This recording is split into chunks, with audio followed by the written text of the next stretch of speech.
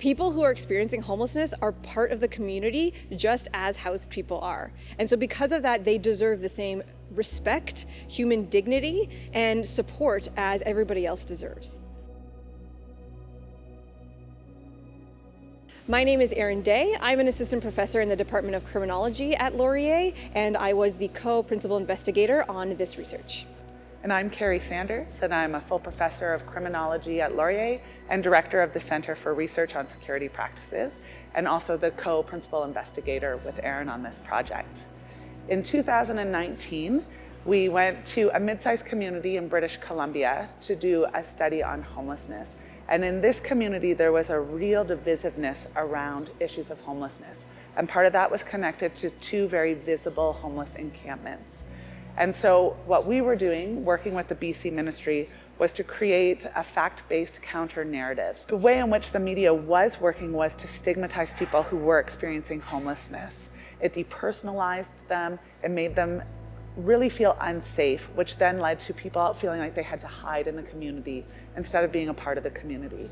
Our suggestion back was that the community needed to work with the local media and to engage with various social media platforms in order to reframe the narrative, highlight some of the positive things that we saw going on and the commitment and passion that we saw by local residents to the community and kind of creating that sense of community belonging. One of the things we kept hearing in this city was that they really essentially wanted to move people out of their community. But what that would mean is they would be moving people who are homeless into their neighboring community.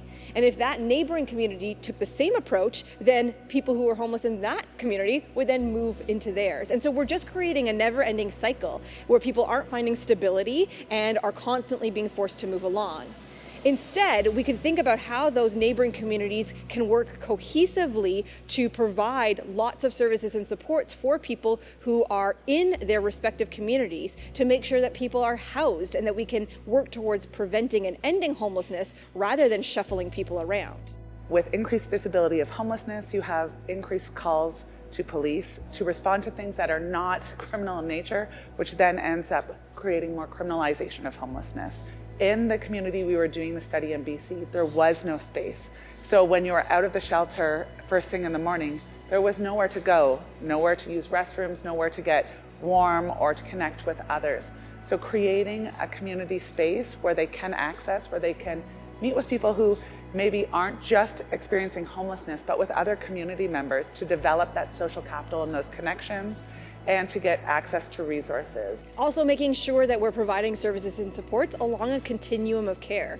So what service might work for one person might not work for somebody else. And so making sure that there are a range of supports available that can really work with people where they're at. Our research itself is accessible on the Research Centre website and through the Canadian Observatory on Homelessness in hopes that other communities can take those findings, utilize them, and start to create change at the grassroots level.